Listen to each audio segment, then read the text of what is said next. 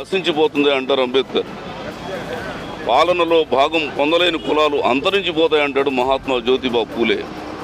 సత్యశోధక సమాజం ఏర్పాటు చేసే క్రమంలో ఇప్పటికీ కూడా ఈ రాష్ట్రంలో 2.5 కోట్ల మంది బీసీలు కనీసం ఉన్నారనుకుంటే విద్య, ఉద్యోగ, ఆర్థిక, రాజకీయ రంగాల్లో రోజు రోజుకి సమస్త జీవన రంగాల్లోనూ వెనక్కి నెట్టబడుతున్నటువంటి క్రమంలో బీసీలు ఐక్యతని ముందుకు తీసుకొచ్చేటువంటి పరిస్థితుల్లో మనం అందరం కూడా కృషి చేయాల్సిన పరిస్థితి ఉంది. ఇవాళ ఎన్నో విషయాల్లో చూస్తున్నాం.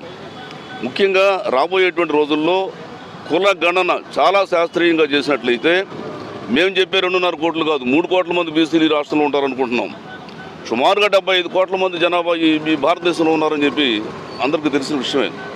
కాబట్టి జనాభా పెరుగుదలను బట్టి రిజర్వేషన్ల శాతాన్ని కూడా పెంచాల్సిన అవసరం ఉంది. అలాగే బీసీ, ఎస్సీ, ఎస్టీ, మైనారిటీస్ ఐక్యతను పాటించినట్టయితే రాజ్యాధికారంలోకి రావడం అనేది పెద్ద విషయం కానే కాదన్న విషయం కూడా అందరికీ తెలిసింది. ఇదే క్రమంలో సావిత్రిబాయి పూలే గురించి 2 మాటలు మాట్లాడతాను. పెద్దలు ఆల్రెడీ చాలా విషయాలు మాట్లాడారు కాబట్టి ఒకే ఒక మాట మాట్లాడతాను. ఈ రాష్ట్రంలో బీసీ మహిళలకు ప్రత్యేకంగా ఫైనాన్షియల్ కార్పొరేషన్ ఏర్పాటు చేయాలి.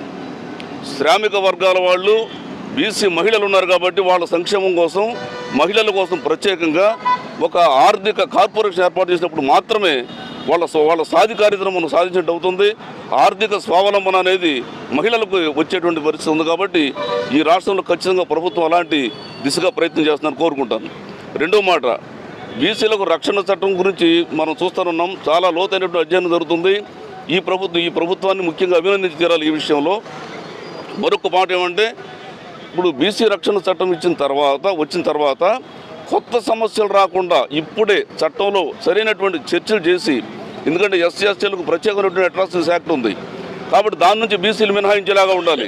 సో కీలకమైనటువంటి విషయాలని చర్చించి ఒక నిర్ణయం చేయవలసిందిగా తెలియజేస్తూ ఈ వేదిక బాధ్యులందరూ కూడా నమస్కారం తెలియజేస్తున్నాను.